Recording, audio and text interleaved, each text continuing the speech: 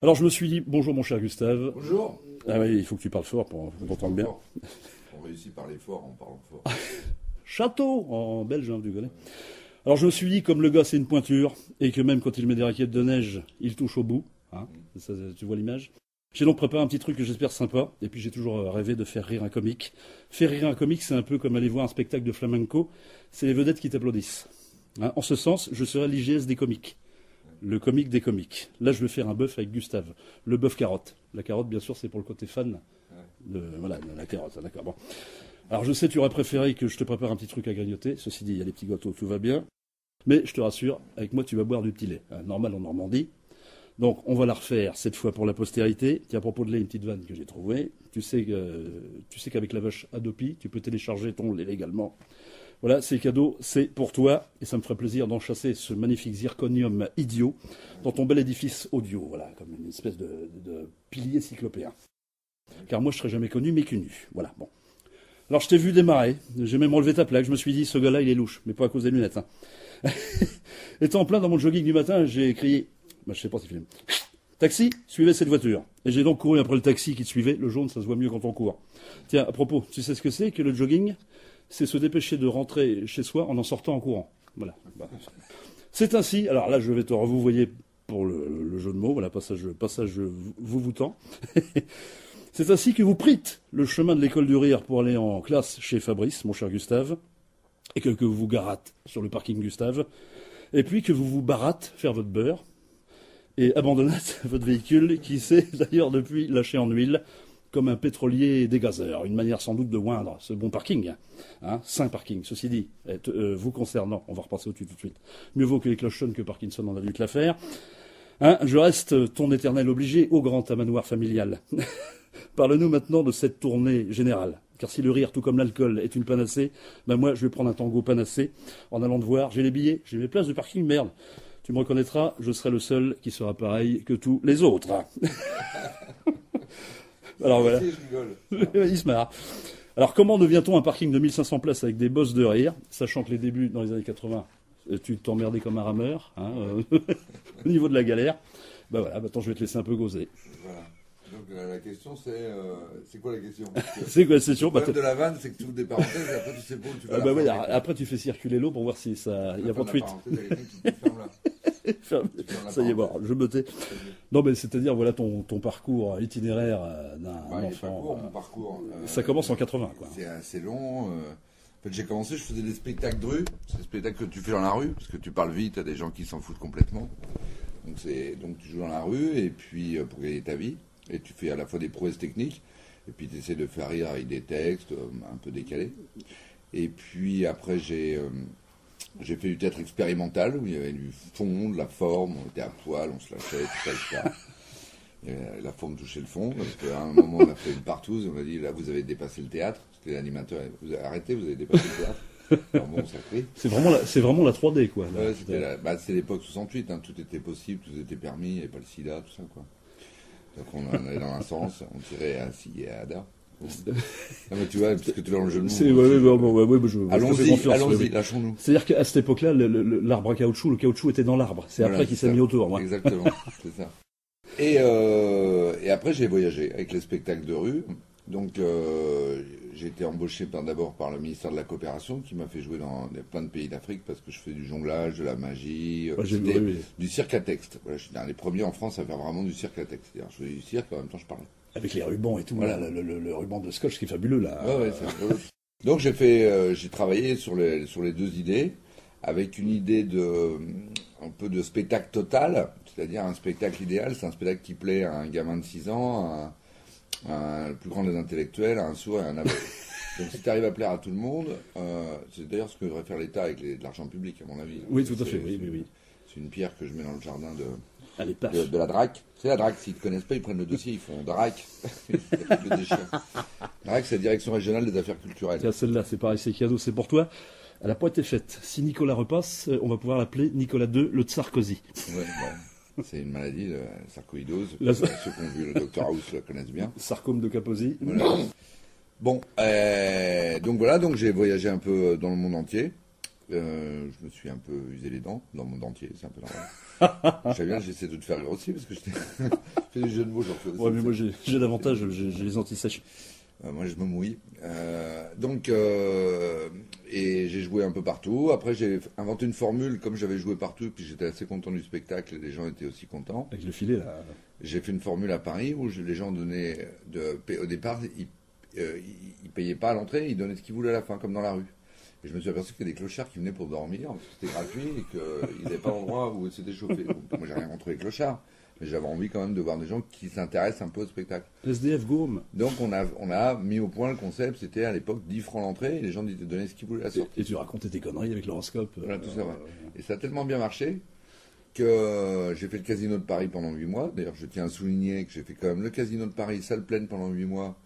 Mais comme c'était 10 francs l'entrée, j'ai fait aucune télé importante des producteurs de comiques qui passaient à la télé. Parce que ça les faisait chier qu'il y ait un mec qui passe le spectacle à 2 euros. Enfin, je pense que c'est la seule unification possible. Si tu fais 8 mois salle pleine à Casino de Paris, on ne parle pas de toi du tout dans les émissions de service public. C'est vrai que t'étais payé par les Français pour dire aux gens ce qu'il faut aller voir. Et comme c'est quand même des boîtes de prod importantes, Roson, tout ça, Louvain, enfin, des grosses boîtes de prod, tous ces mecs-là, ils ont tout fait pour que je passe pas à la télé. Ils me l'ont dit, hein. J'ai même des mecs qui sont venus voir, ils m'ont dit, tu casses le marché, tout ça. Alors moi, j'en dis, c'est le contraire. Parce qu'à la fin du spectacle, non, pas du tout. Puisqu'à la fin du spectacle, j'explique aux gens combien coûte un spectacle pour pouvoir faire la manche. C'est l'opposé de casser le marché. Simplement, j'ai simplement le courage de demander l'argent à la fin, quoi. Et du coup, ça a été tellement loin que l'année dernière, j'ai voulu refaire la formule à Paris. Et ils m'ont interdit d'afficher 2 euros l'entrée sortie en libre participation. Au dernier moment. Alors j'ai appelé des gens sympas, parce que dans ce milieu-là, il y a plein de gens très sympas aussi, qui se gueuler, tout ça, j'ai pu afficher. Mais ils ne voulaient toujours pas que je mette sortie de libre participation, parce que la libre participation, c'est pas contrôlable par le fisc. Donc ils ont l'argument ultime, c'est que vous pouvez détourner de l'argent. Donc c'est un peu comme on a interdit la mendicité dans certains quartiers, parce qu'il y avait des mecs bourrés avec des chiens, plutôt que d'interdire l'alcoolisme ou la violence des chiens, ils préfèrent interdire la générosité. C'est le manchot qui fait la manche. C'est le manchot qui fait la manche, nous on est un peu dans la merde. Oui, c'est ça, ouais. Surtout qu'on n'est pas loin de la Manche. Bah, on est en plein dedans, là. Bah, faites-la, la Manche, je l'ai dit. Donc je fais la Manche en Guadeloupe maintenant, parce que bon, en Guadeloupe c'est sympa. Mais t'as bien raison, je veux mais dire, ici, les spectacles, c'est un prix normal. Et ça a très bien marché avec un prix normal. Le problème, c'est pas le prix normal, c'est l'idée, le concept que les gens peuvent donner par rapport à la prestation du spectacle. C'est une formule qui permet à des jeunes artistes de se faire connaître. C'est qui va aller voir un spectacle qu'il ne connaît pas en payant 25 euros? Personne. Donc les gens, ils vont voir que les trucs qu'ils connaissent déjà. Oui, mais et puis après, tu sors plus du truc, c'est donc, c'est soit un truc que tu connais déjà, soit un truc qu'on arrive à te faire admettre à la télévision en te faisant des petits sketchs très courts. Donc, tu restes dans je suis un peu bourdieusien, tu vois, Bourdieu de Bourdieu. Mais à la télé, donc, tous les jeunes qui ont du talent, qui sont découverts par Ruquier, ils sont obligés de faire un truc de 2 minutes. Mais si un type a quelque chose de fort qu'il doit faire, mais pour ça, il a besoin de 10 minutes. Ben, il ne passera pas. Et personne n'ira le voir, il sera inconnu.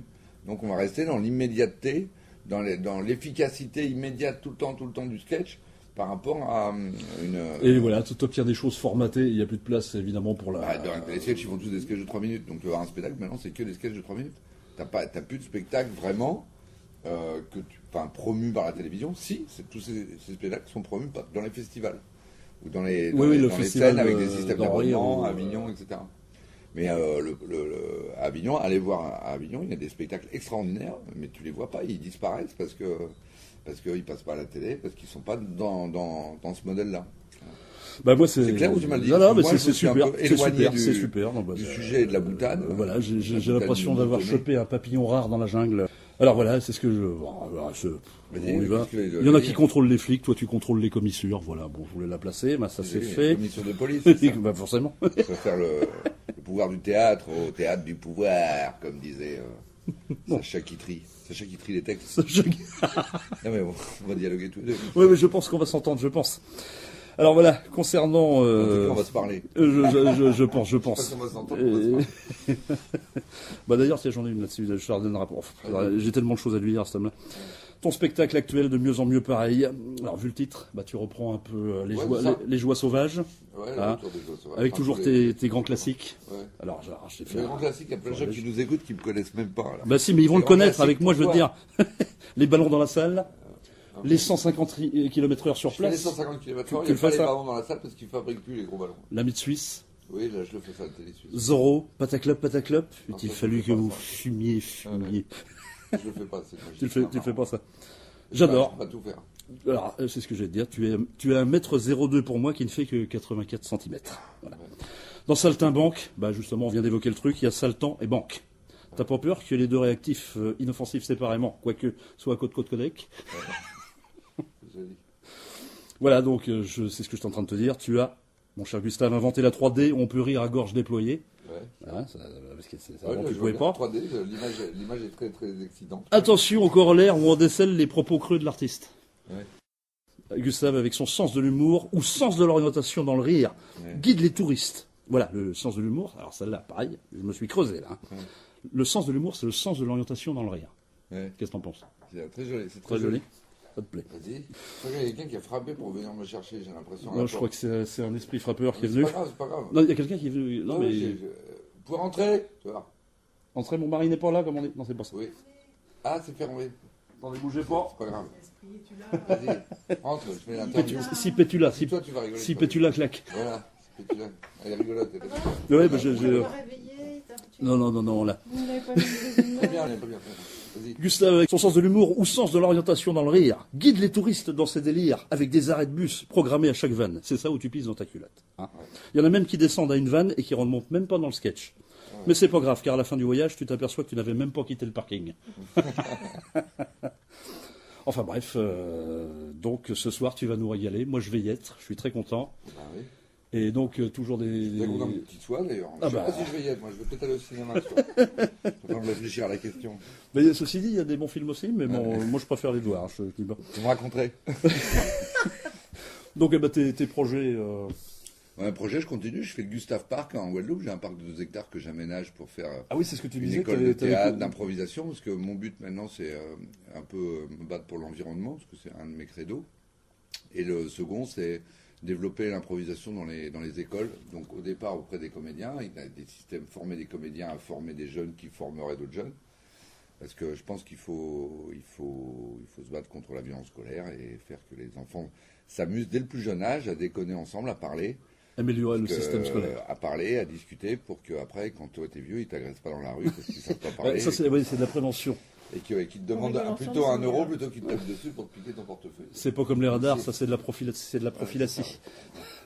Donc je travaille beaucoup là-dessus avec les associations par rapport aux jeunes dans la rue. Et puis il y en a pas mal, des délinquants. Eh ben, il y en a pas beaucoup qui le font ça. Œuvrer justement écosystème du rire. Voilà, Ouais, le rire dans exactement. toutes les directions. Voilà, donc après les projets d'aménagement du parking, hein, Ouais. une grande surface. Voilà. Mais si, la grande surface. Le carré VIP, c'est une grande surface presque carré où les vieilles font leurs courses. Ouais. Donc bref, c'est un beau métier que tu fais. Tout comme l'électricien relève les compteurs dehors et au froid. Toi, tu relèves les coins de bouche, dedans et au chaud. Ah, c'est joli. Et en conclusion, alors là, la conclusion, c'est la cerise plus grosse que le gâteau qui va mettre de la crème partout. D'accord. Mon cher Gustave, tu es l'artificier du rire. Tu poses en effet des vannes dans l'esprit des gens, vannes qui explosent dans les têtes comme des anévrismes, quelquefois 5 ans après. Car on peut le dire, tu es compliqué. En avril, l'échographie est opaque. Quand on y réfléchit à l'époque, l'esprit tordu à l'extrême était un excellent moyen d'éviter la guillotine. Bah oui, la tête déviée du trou, en formant un coude. Tu ne pouvais pas entrer. Maintenant, hélas, ça n'a plus lieu d'être. En ceci, tu es un peu comme les Beatles à toi tout seul. Les Beatles, 4 garçons dans le van. Le van est parti, ils sont restés, comme toi, sur le parking et dans la vanne. Pour notre plus grand plaisir. Tes trouvailles sont le miel que récupèrent des dieux avides. Tu es exploité sans le savoir. Ah, c'est joli. Bah, c'est pour toi, c'est cadeau. Ah, c'est sympa. Et puis, On peut l'applaudir. Bravo. Allez-y. Je vais te citer dans mes bouquins. Et toi, tu vas faire tes bouquins. Ah non, mais Je vais te citer dans les miens. j'espère que nous allons faire une coopération.